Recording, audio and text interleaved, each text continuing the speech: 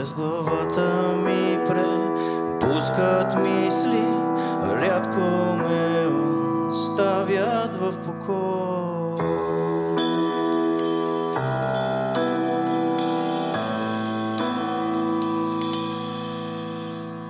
Нощите ми доста често обграден съм с хиляди стени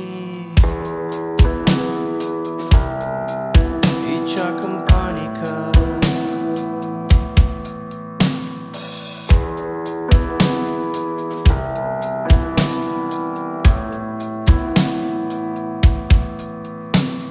Всяка нощ растяща тежест, писък литва из мисловната гора.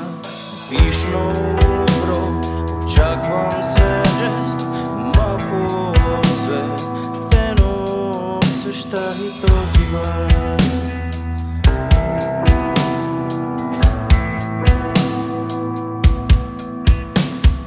Вече мисля, че така погледнато е чудо.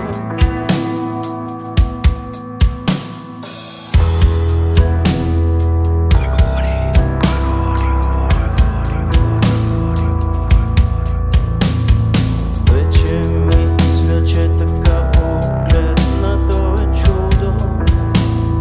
Чудо, че си буден.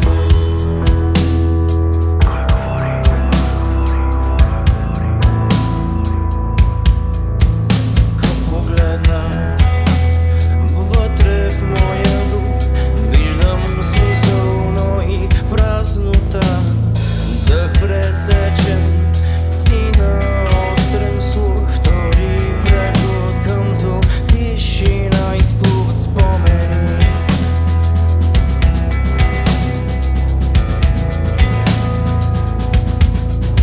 И само спомени. И още паника. Истина изкована в гадещия огън на моята страх. Потушен от преумора, очите не се затварят, следва безпомощността. Но нали сме хора и търпим. Въздухът ме наблюдава, сваля дрехи и удова мен. Въздухът ме наблюдава. Един страхотен ден стените ще ме смажат.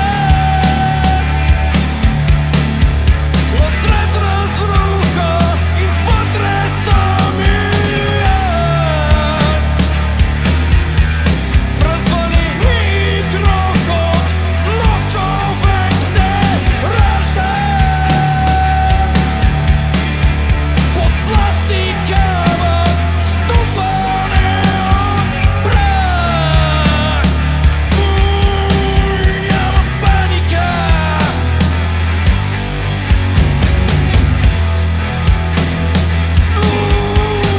Няма паника.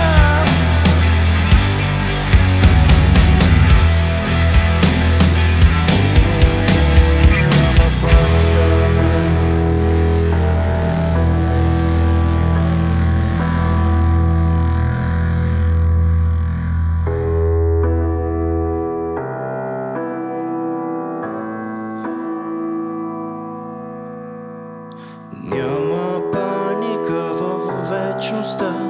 Посрещаме спокоен ден, за да живее личността.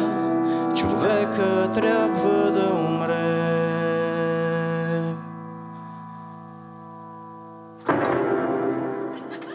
Да видите, че свираме на живо,